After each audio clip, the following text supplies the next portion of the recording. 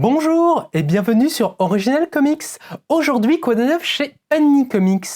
Et oui, c'est enfin le retour des nouveautés après une petite trêve estivale. C'est le moment de retrouver nos super-héros préférés et on va pas faire beaucoup plus attendre plus longtemps et on va enchaîner tout de suite. Et qui dit reprise des nouveautés et début de mois dit sortie des softcovers. Et il y en a un certain nombre qui sont arrivés cette semaine, dont notamment les deux nouveaux gros events de l'univers de Marvel, le bien nommé Dark Web qui va voir le croisement entre Spider-Man et les X-Men et le petit event justement circoncis à l'univers des mutants qui est Sin of Sinister. Alors qu'est-ce que c'est que ces deux ouvrages-là? Ces deux ouvrages qui s'inscrivent dans les dernières séries en date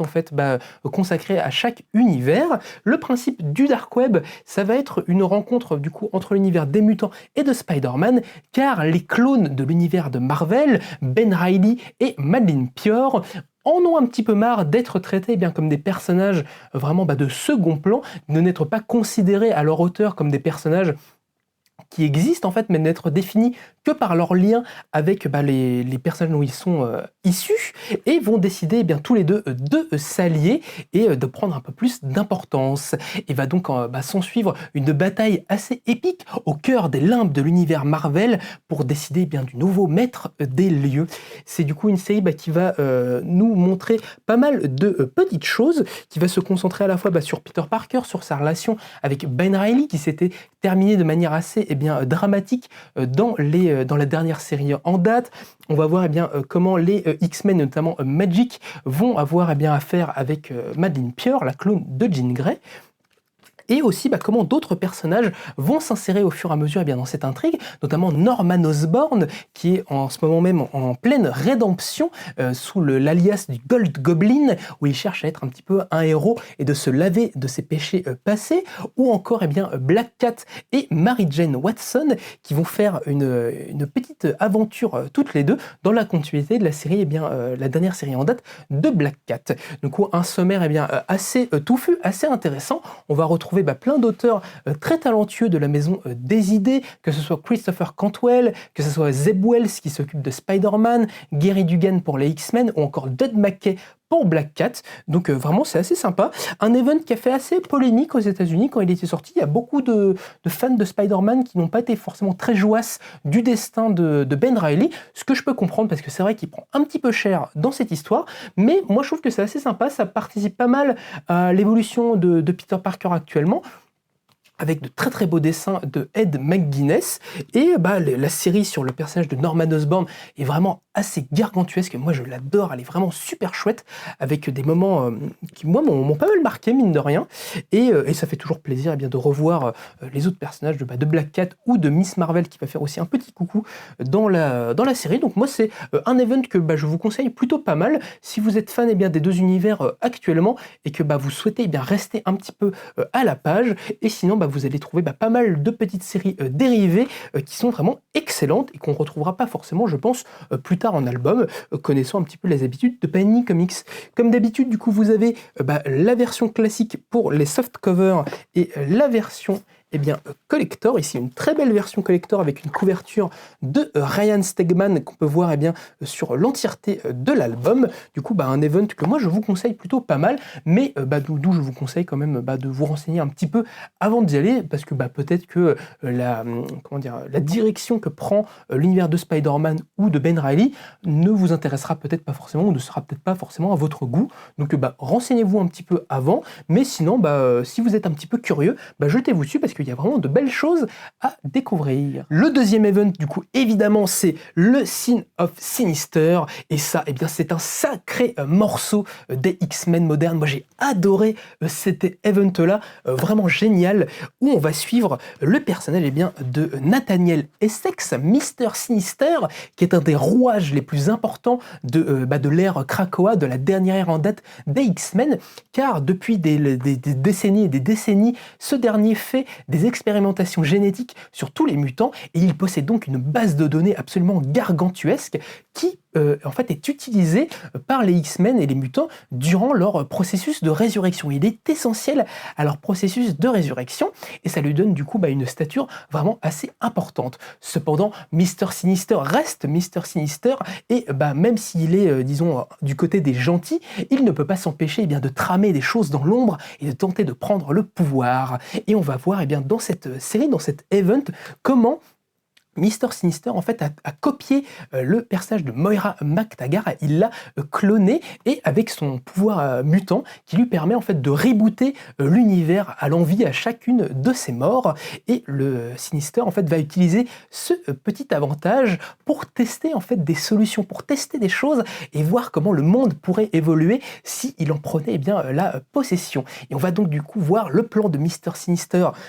disons se répandre sur l'univers Marvel, de comment il va imposer sa volonté et son être à tous les grands héros de cet univers pour faire un monde parfait à son image. Mais là où il est censé pouvoir rebooter l'univers à ce moment-là pour repartir sur de bonnes bases et justement éviter les quelques petites erreurs pour faire de son plan quelque chose de plus en plus parfait, il va commencer à avoir des petits soucis et surtout que durant cet event,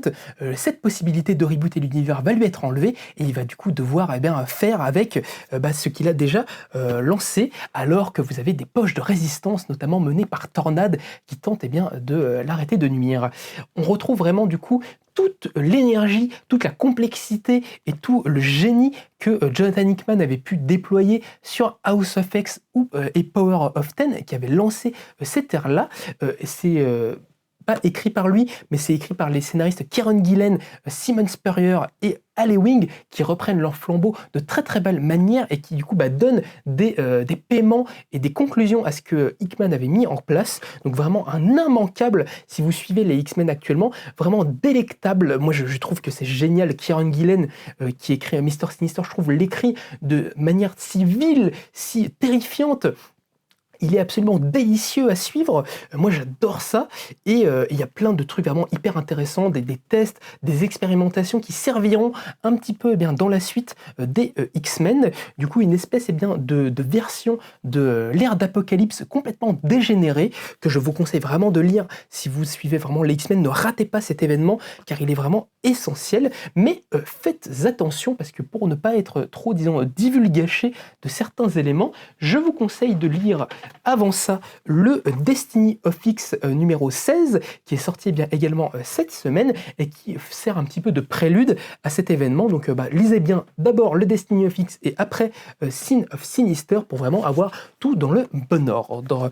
Comme d'habitude, du coup, pour pareil, vous avez une magnifique édition collector en dur avec une couverture de Marco Checchetto qui fait diablement plaisir. Et la version collector du Destiny of X numéro 16 arrivera un petit peu plus tard, il arrivera la semaine prochaine. Il y a eu un petit décalage, mais ne vous inquiétez pas, si vous l'avez commandé chez nous, on vous les enverra promptement une fois que tout ça sera reçu. Cette semaine, dans les softcovers, nous retrouvons également le 20e numéro de Marvel Comics. Du coup, la revue qui se propose de nous présenter les plus grandes histoires des plus grands héros de l'univers de la Maison des Idées, en regroupant les aventures de Spider-Man, des Avengers, de Iron Man et de Thor. Et un numéro 20, disons, assez charnière, parce qu'il voit à la fois la continuation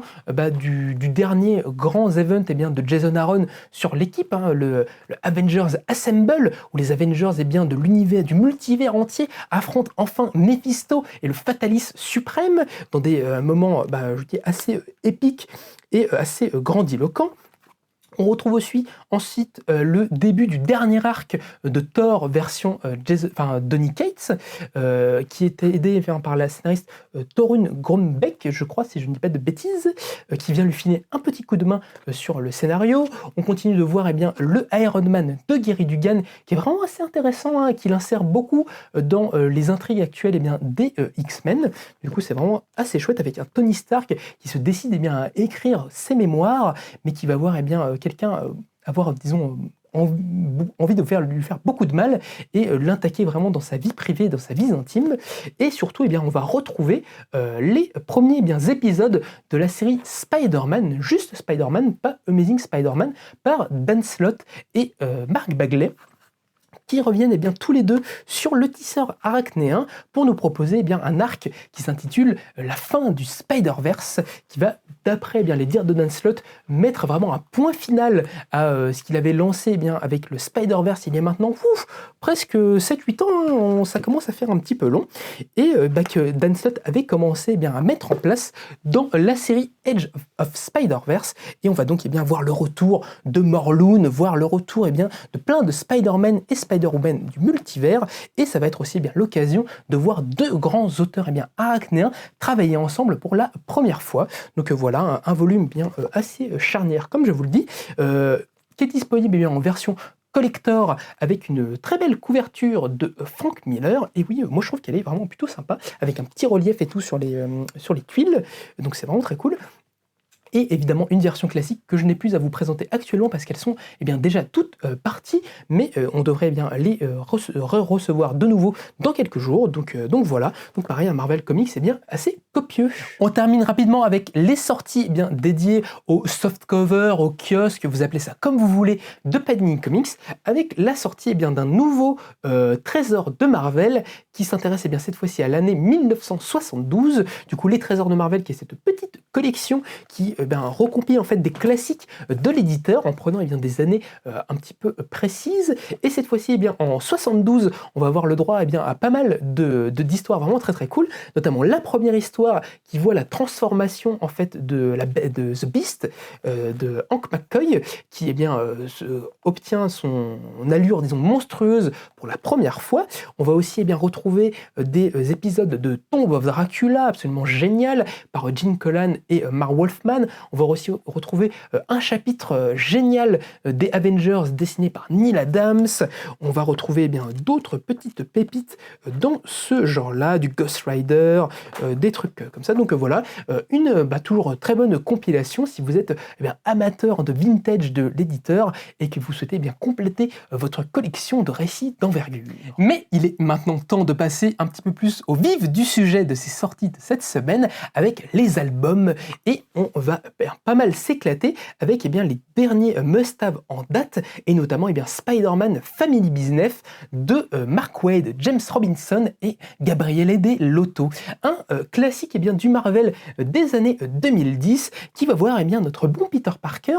avoir maille à partir avec des gens à qui il n'a pas forcément l'habitude de s'affronter. Parce que Peter Parker, il a l'habitude qu'on lui en veuille, qu'on l'attaque parce qu'il est Spider-Man. Mais il a très peu l'occasion en fait d'avoir des ennemis qui l'attaquent parce qu'il est Peter Parker. Et cette fois-ci, il va être menacé par une sorte de société secrète qui en a après lui à cause de ses parents. Parce que les parents Parker, si vous l'ignoriez, sont décédés car ils étaient des agents spéciaux en fait de la CIA qui partaient un petit peu partout dans le monde, des espèces de James Bond plus qui réalisaient des missions pour la CIA, pour le Shield, des trucs très très dangereux qui ont vu leur mort. Cependant, ils semblent avoir gardé pour eux un secret, quelque chose que certaines personnes. Mais alors que Peter Parker va être pris dans cette aventure, il va être aidé par une jeune femme qui se déclare être sa sœur cachée.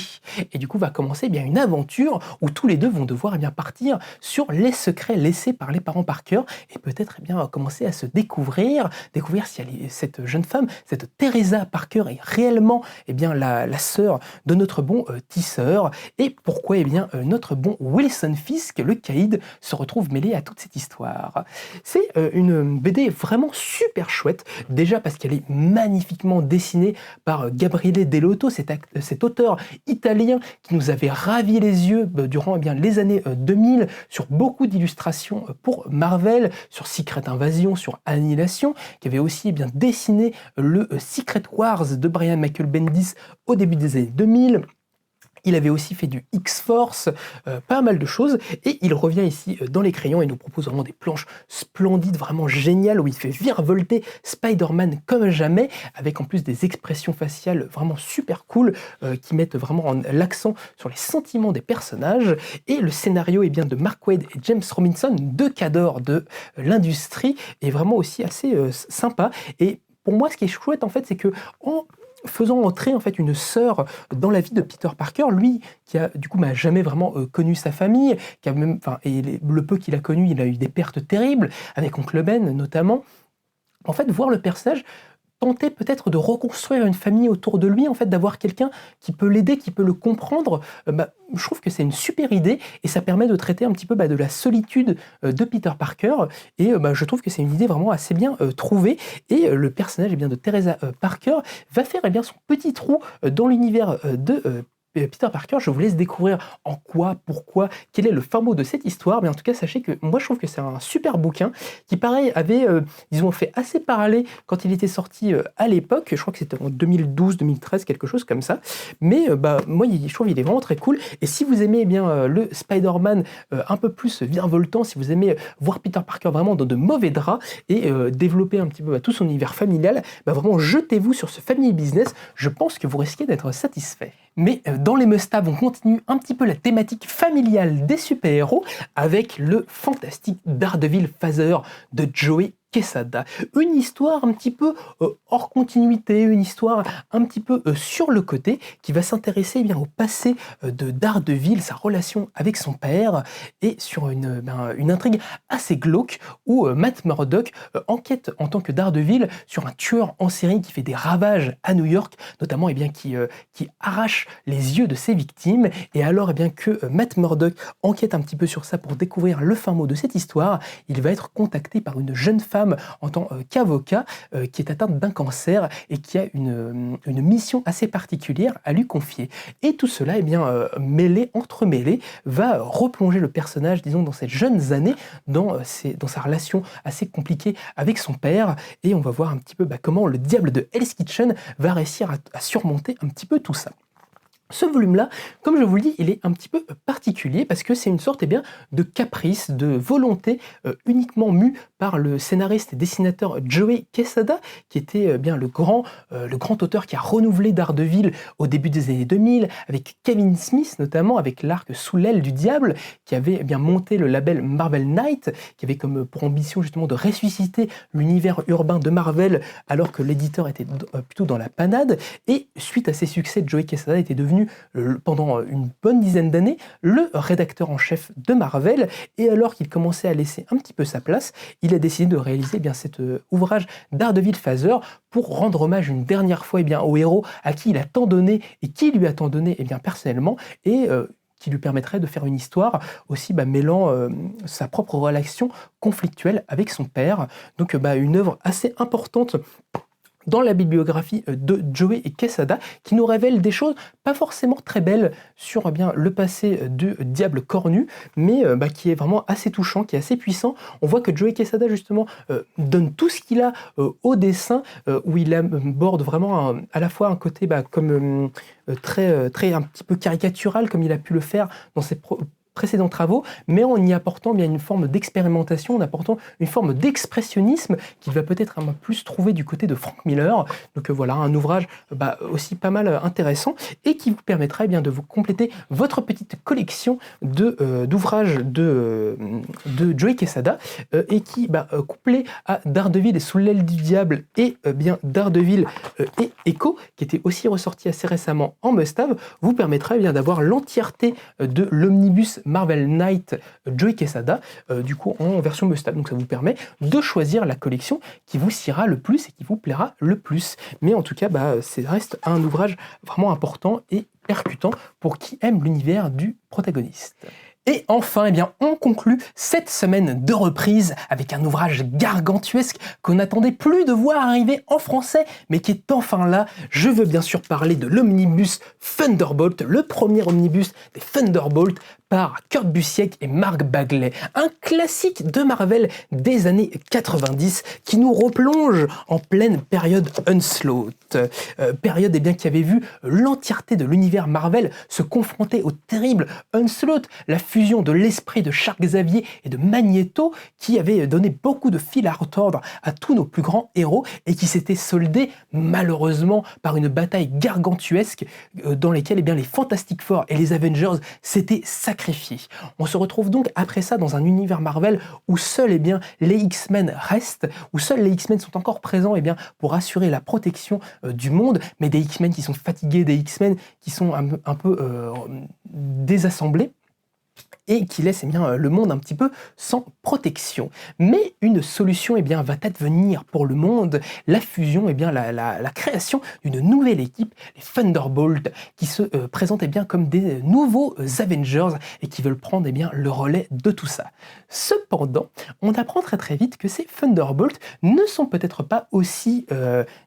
dénués de mauvaises intentions qu'ils semblent le présenter, aussi vertueux qu'ils semblent le présenter, car ils sont en réalité composés uniquement de super méchants. Les Thunderbolts, en fait, c'est une équipe menée par le terrible Baron Zemo, l'un des pires ennemis de Captain America, qui a profité en fait justement de ce manque de super-héros pour fonder sa propre équipe et profiter de la bonne tenue, en fait, de leur bonne image, pour justement être encore plus vilain en fait pour pouvoir faire tous ces actes malveillants plus facilement sans avoir d'autres héros dans les pattes et en court-circuitant tout ça en proposant lui-même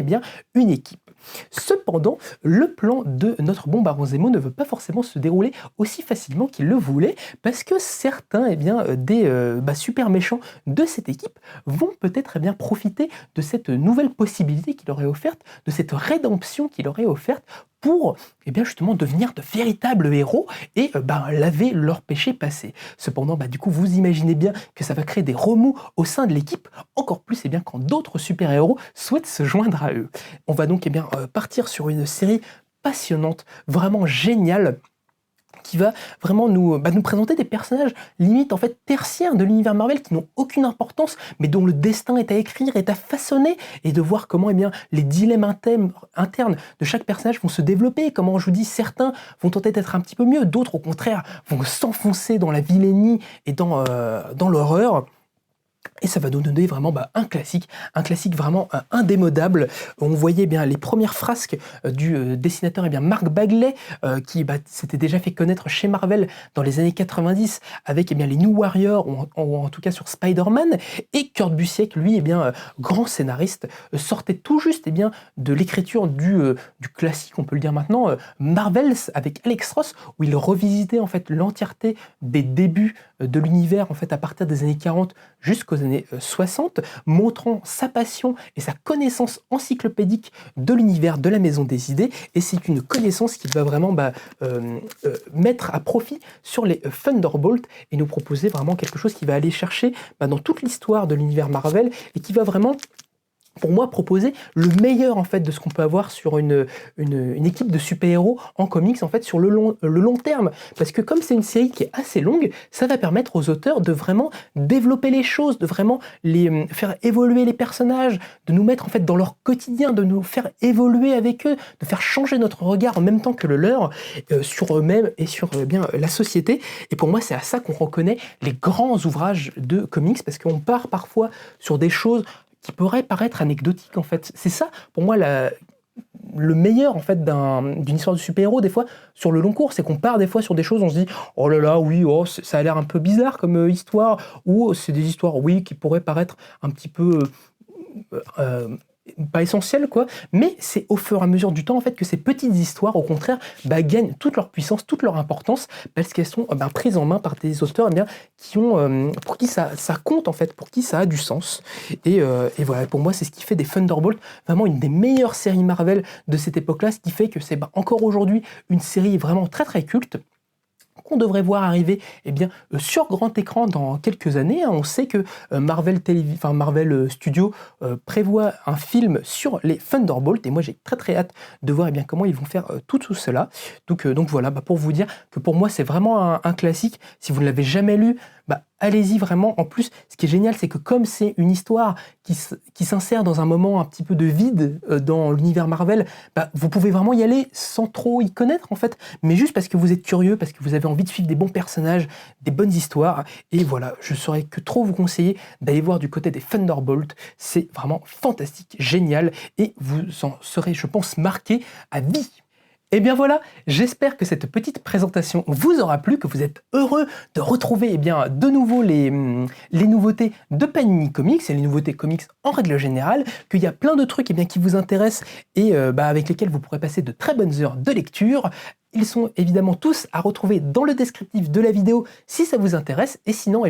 évidemment, vous pourrez les retrouver au Carotte Fruit La Cépède à Paris. On aura beaucoup de plaisir à vous recevoir et à parler de tout ça avec vous. N'hésitez pas à vous abonner pour ne rater aucune de nos prochaines vidéos, à nous laisser des petits commentaires pour nous dire vos avis sur ces trucs. Est-ce que vous avez déjà lu peut-être les must-have qui sont des ressorties? Est-ce que vous êtes déjà à jour sur le Marvel Comics? Que vous avez des choses vraiment passionnantes à nous dire sur les Thunderbolts? Moi, ça m'intéresse, ça me passionne même de connaître vos avis, donc n'hésitez pas. Et en attendant, moi je vous remercie et je vous dis à la prochaine.